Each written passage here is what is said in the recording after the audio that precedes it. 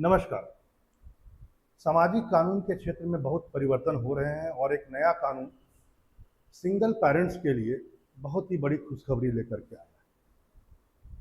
इसमें धर्म को बीच में नहीं लाया गया है। मतलब यह हिंदुओं और मुसलमानों या अन्य धर्म के लिए भी लागू हो। कानून है फॉस्टरिंग से संबंधित। फॉस्टरिंग जो है बेसिकली फॉस्टरिंग कहा जाता है पालन पोषण को। यानी आप अस्थायी रूप से टेम्पररी आप किसी के गार्जियन बनते हैं। फॉस्टरिंग का मतलब गोद लेना नहीं होता है, पहले इसको आप समझें। और इसी कानून में बदलाव किया गया। पहले केवल शादीशुदा व्यक्ति ही फॉस्टरिंग यानी किसी बच्चे को गोद ले सकते थे, लेकिन अब इस कानून में थोड़ा बदलाव हुआ। जैसे कि मैंने आपसे कहा कि फॉस्टरिंग एक ऐसी व्यवस्था है जिसमें अस्थायी रूप से बच्चे को गोद लिया जाता है, अस्थायी रूप से उसके पालन पोषण के लिए। और जो गोद लेगा व्यक्ति, वह उसका रिश्तेदार भी हो सकता है या बिल्कुल उससे असंबंधित परिवार का। कैसे बच्चे को आप ले सकते हैं? जिसके माता पिता ना हो या उसके माता पिता एक प्रकार से अयोग्य अभिभावक के बीच में रूप में हो। अयोग्य अभिभावक की श्रेणी के लिए सुप्रीम कोर्ट ने बाकायदा एक गाइडलाइन जारी भी किया।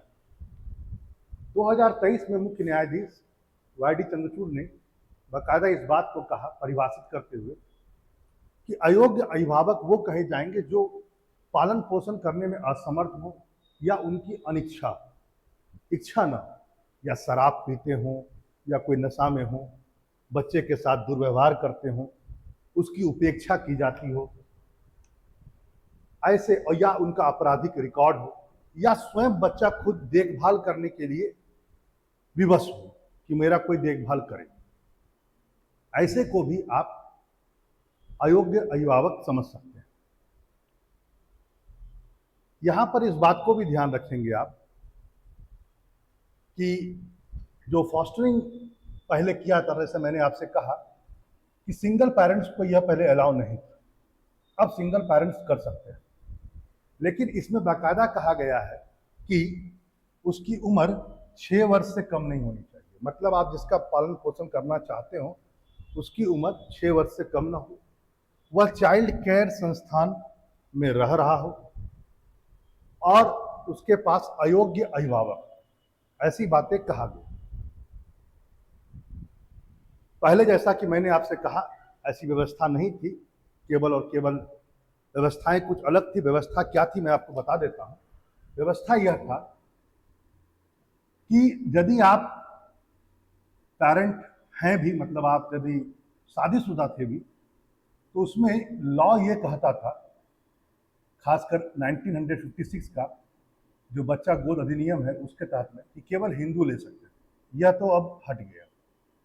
दूसरा पॉइंट, इसमें एक बात यह भी शामिल किया गया था उस समय, कि यदि पहला बच्चा आप गोद ले रहे हैं और आपका कोई पहला बच्चा हो, चाहे वो गोद लिया हुआ ही क्यों ना हो, यदि लड़का है तो आप लड़का नहीं ले सकते, लड़की है तो लड़की नहीं ले सकते, ये सब भी समाप्त कर दिया गया। यदि कोई है भी, चाहे वो गोद लिया हुआ ही क्यों ना हो, आप उस सेम सेक्स के बच्चे को गोद ले सकते हैं, लेकिन फॉस्टरिंग यानी केवल पालन पोषण के लिए। ठीक है, यहां पर इस बात को ध्यान रखें।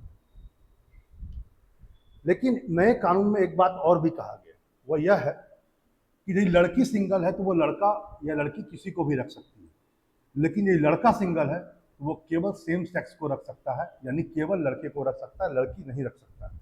ठीक है, इस बात को भी आप जानें।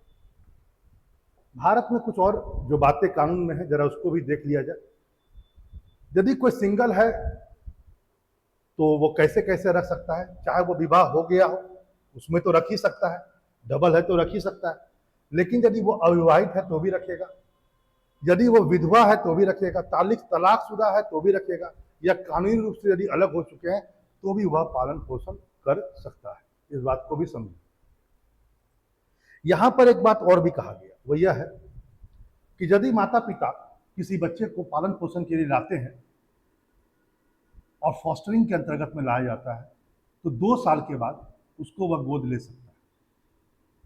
सिंगल पेरेंट में यह बात कहा गया है कि 5 साल के बाद, यहाँ पर ध्यान रखेंगे आप, माता पिता जिसका है, यानी कि यदि वो कपल है और वो फॉस्टरिंग के लिए लेते हैं, केवल पालन पोषण के लिए, तो 2 साल के बाद वो उस बच्चे को गोद भी ले सकते हैं या उसको फर्दर कंटिन्यू कर सकता है एज इट इज।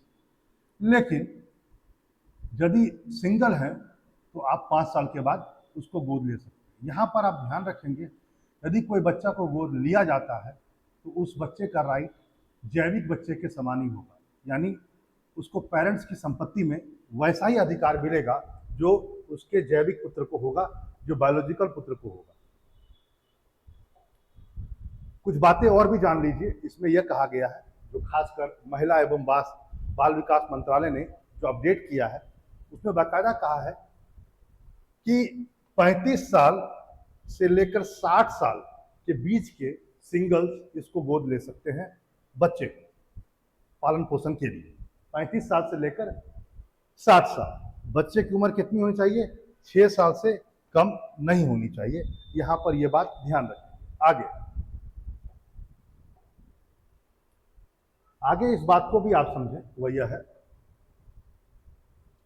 कि महिला एवं बाल विकास मंत्रालय ने इस बात को कहा कि यदि कोई पेरेंट कपल भी है और वो फॉस्टरिंग के अंतर्गत पहले गोद लेना चाहते हैं, तो पहले उन्हें 2 साल शादीशुदा की हैसियत से होना पड़ेगा। फिर उसका बाकायदा चेक किया जाएगा कि शादीशुदा जिंदगी कैसे चल रही है, उसके बाद ही आप गोद ले सकते हैं, नहीं तो नहीं ले सकते। इस बात को भी आप जानें, ठीक है।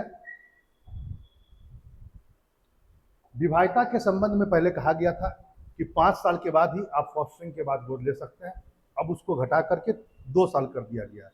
और सिंगल के लिए मैंने पहले ही कहा 5 साल। 5 साल आप पहले फॉस्टरिंग कीजिए, पालन पोषण कीजिए, उसके बाद आप गोद ले सकते हैं। गाइडलाइन में उम्र की भी बहुत सारी बातें की गई। क्या किया गया जरा देख लीजिए। यदि बच्चा 6 साल से 12 साल है या 12 से 18 साल का है, तो दोनों विवाहित जोड़ों की जो कुल उम्र है वह 70 साल होना चाहिए, यानी एवरेज में 35 साल या 37 और 33 होना चाहिए। 37 इसमें लड़के का उम्र है और महिला का उम्र 33 है, ये भी चल सकता है, या 35 हो तो भी चल सकता है, दोनों का 30-35 होना चाहिए। यदि सिंगल है तो 35 साल से कम में आप नहीं ले सकते, इसको भी आप जानें। यहाँ पर और भी ध्यान रखें, वह यह है, यदि कोई सिंगल है तो 6 से 12 साल का बच्चे को यदि गोद लेता है तो मिनिमम 35 है और मैक्सिमम 55 साल, इससे ज्यादा नहीं। यदि बच्चा 12 से 18 साल का है तो उम्र तो है 35 साल ही, उसको आप समझ सकते हैं सिंगल है।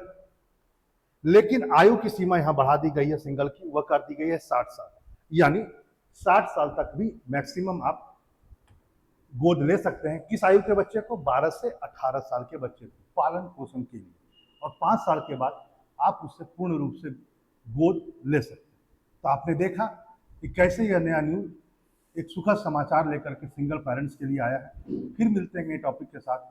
नमस्कार।